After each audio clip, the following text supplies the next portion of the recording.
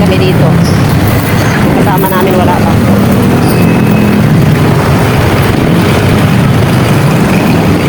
Napakaaga ng alis.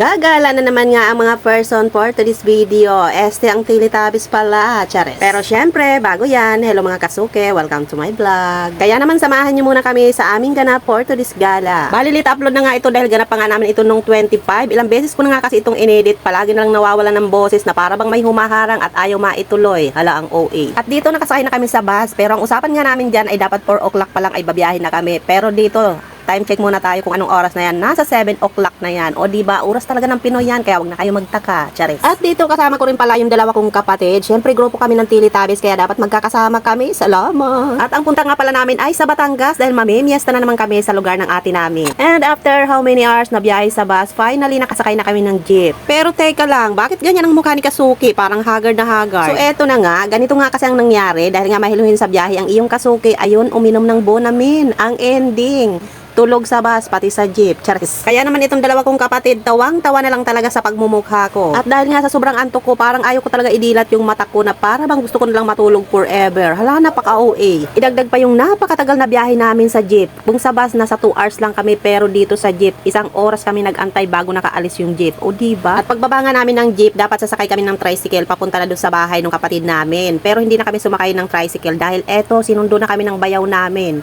Buti naman at nakalibre na naman sa pamasahe ang mga Teletubbies. Chares. At dito nga ay papasok na to sa bahay ng kapatid namin. Kaya naman thank you Lord, kahit sobrang haba ng biyahe namin, nakarating kami ng ligtas at nandito na naman kami ulit sa bahay nila. Ang totoo, palagi naman kami nandito. Halos every year nga yata nandito kami.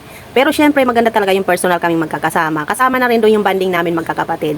Ando na yung tawanan, kwentuhan, ang sarap lang sa pakiramdam, di ba? At dito nga pagdating namin, halos wala pa nga masyadong tao. Parang kami pa lang yata ang naunang bisita. At sigurado ako na may magsasabi na naman dito sa akin na sana all, palagi nasa galaan, maraming pera yan, charis. Basta akong masasabi ko, kung gusto mong enjoy yung sarili mo, kahit wala kang pera, gumala ka kahit saan mo gusto. Sabi nga nila, magsaya ka habang buhay ka pa, wag mong stressin yung sarili mo kung wala kang pera, charis. Sa sobrang daldal ng person, ang dami ng sinasabi, ready na yung videoke dito, o ikanta mo na lang yan, day. Kaya lang paano naman kami kakanta, walang kuryente, brown out pala. Panira talaga to si Meralco. Moment ko na sana para mag-videoke na pornada pa, na para bang ang ganda ng boses mo. O siya, mamaya ka na mag-videoke pag nagkaroon na ng kuryente. Focus muna tayo dito sa pagkain dahil kanina pa talaga ako gutom sa jeep pa lang. Yung tipong gutom ka na nga, sasandok ka na lang sa plato mo, tapos inuna mo pa talaga mag-video. At sa sobrang gutom ko nga, nakalimutan ko picturean yung pagkain ko. Ayun, nangangalahati na. Bago ko pa na-picturean, wala tuloy ako pang post sa Instagram. Hala. At pagkatapos namin kumain habang nakaupo, eto, video muna, na para bang hindi yan titigil hanggat hindi na po full storage ang cellphone. Wala lang, gusto ko lang for souvenir syempre, at pang vlog na rin. At dito nga yung isa kong kapatid, hindi naman halatang ready na mag-TikTok. Kaya lang naman yung mga kasama niya, walang hilig sa TikTok dahil patijigas na yung mga katawan. At kahit nga simpleng steps lang, aba, hindi pa makuha-kuha. Ako ba yun?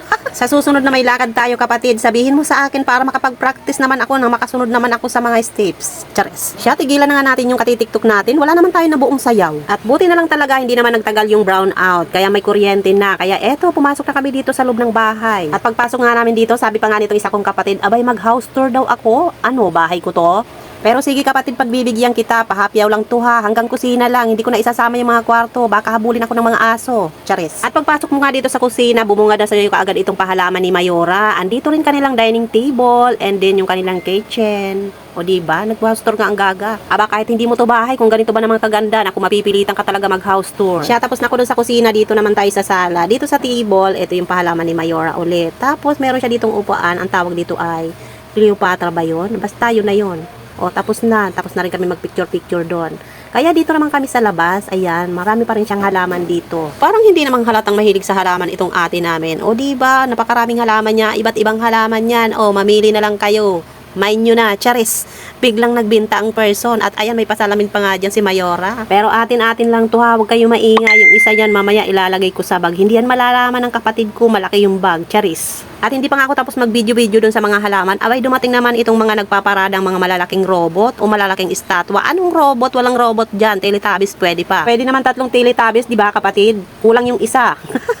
Pinaparada daw talaga yan tuwing piyesta with music pa nga, parang gusto ko tuloy sumayaw. Chares! Tapos na kami mag-house tour doon sa loob at saka sa harap ng bahay. Ngayon dito naman kami sa likuran. Ipapakita ko sa inyo itong tanim nilang papaya na ang daming bunga, puro hinog na pero hindi kinukuha. Pinapakain lang daw sa ibon. Sana all. At hindi lang yung mga kasuki, kakaiba yung kanilang papaya dito dahil hugis kalabasa. Oo, kakaiba nga. Ayan yung mga kanilang papaya. O, tingnan nyo naman. Mga hinog na yan, dilaw na dilaw. At hindi nga lang papaya mga tanim nila dito mga kasuki dahil meron din sila mga saging dito at meron na rin nga yung mga bunga. Kaya nga sabi ko sa kapatid ko, aba hindi pwedeng wala kaming dalang papaya muna, hugis kalabasa at yung saging na sobrang tamis. Hala, napaka-OA. Ang sarap talagang magtanim pag may ganito kung kalawak taniman dito sa likod ng bahay mo. Kahit ano pwede mong itanim, pwede ka rin magtanim ng gulay dyan. Pagkatapos ng house tour, nagutom ang mga person kaya hindi na kami nagtagal dun sa likuran at pumasok na kami dito sa loob ng bahay at kami daw ay kakain na naman. Pero pagdating namin dito, ayan may pahalaman pa rin si Mayora sa kanyang lamesa. At natapos na ang buong maghapon, nag-enjoy naman ang lahat at time naman ngayon para umuwi na dahil gumagabi na. At eto nga pala yung aming mga daladalahan, ang dami ha. Good luck na lang talaga sa bigat niyan, charis. At dahil nga mabigat yung daladalahan namin at commute pa kami dahil wala naman kami mga sasakyan at para hindi na rin daw kami mahirapan sa pagsakay, eto ihahatid na kami ng bayaw namin mismo doon sa sakayan ng bus. At dahil nga pauwi na kami, maraming salamat sa kapatid namin at masarap yung pagkain, nabusog kami hanggang sa uulitin. At dahil nga gabi na rin tapos inaantok pa ang person, hindi na rin ako nakapag-video sa bus hanggang sa pag-uwi namin. At hanggang dito na lang muna. Maraming salamat sa panonood. Bye!